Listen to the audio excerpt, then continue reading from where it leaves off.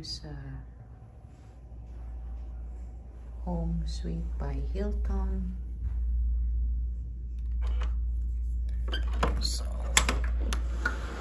pasok tayo sa room natin. So, this is the kitchen area. Meron siyang 2-door refrigerator. This is the freezer, walang laman.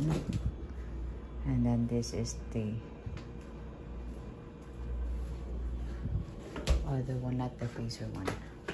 And then meron din siyang microwave, may electric stove, merong bread toaster, merong pakape. Si Home Suite ba to? Kalimutan ko eh. Homewood Suites. Ha? Homewood Suites. Homewood Suite. Homewood Suites. By Hilton. By Hilton. So, eto yung kanilang coffee maker. Cuisine Art yung tatak, ha? May dishwasher too. Oh, eto ang kanyang sink. Yan, dishwasher. Tapos, meron siyang washing machine here. Hindi yung washing machine, dishwasher. Ay, sorry, dishwasher. Bakit ganun hindi ko mabuksan? Ay, no, kung nag-rinse only, patay tayo nito. Concept yan. No, nag-rinse only eh. Kasi pilihan mo. Ayan yung dishwasher. Anyway.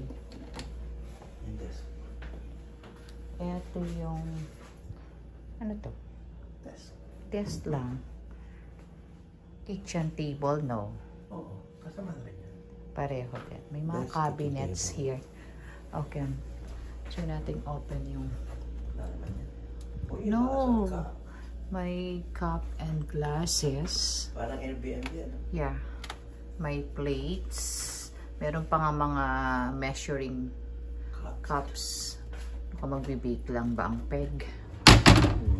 That's the first cabinet. The next one, oh, may casserole. La. And strainer. Kung gusto magluto.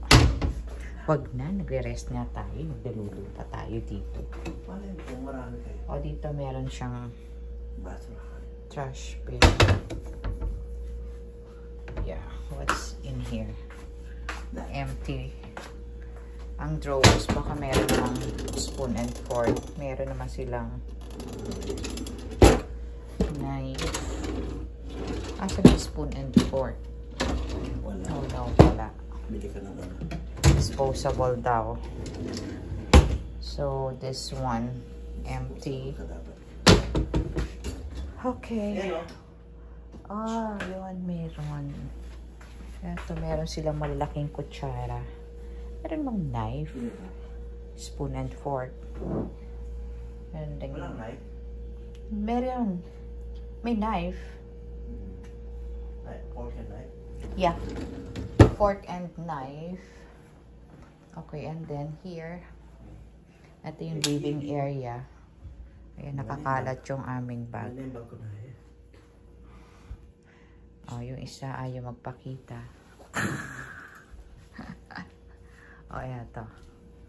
Ayan yung whole living area.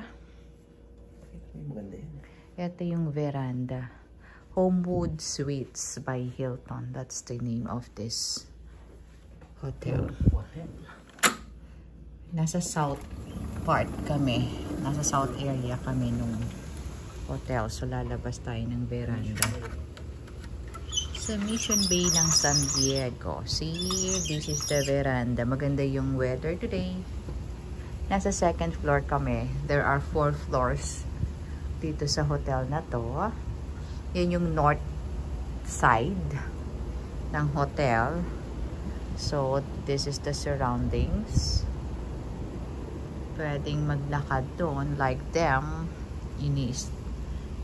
Ini-stroll yung area.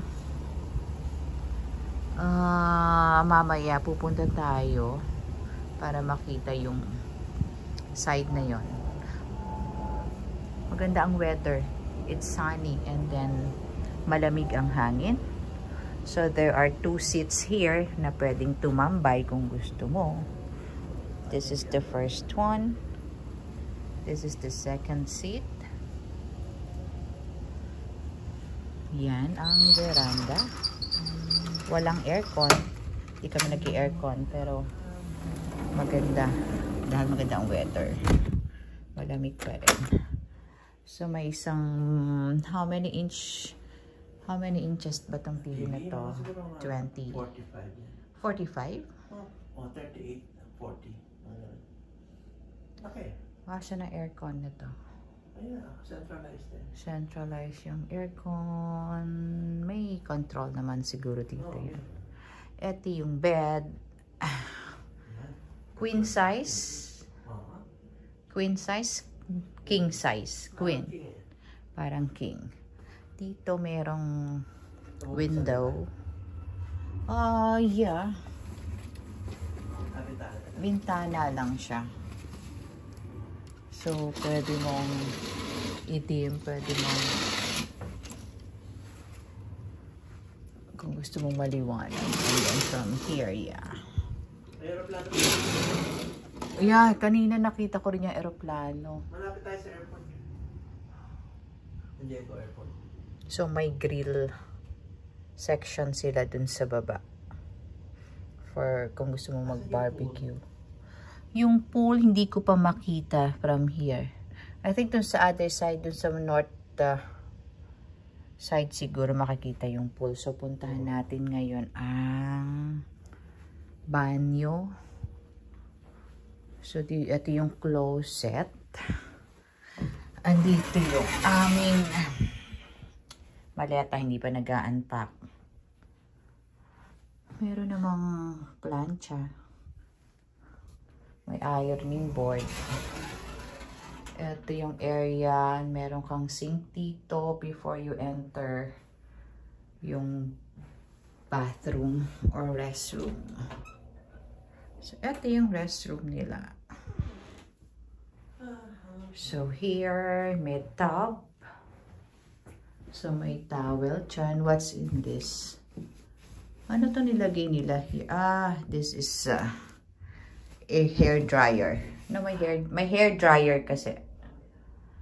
Then, meron silang shampoo, conditioner, and shower gel. Oh, very good. Ayan yung whole area ng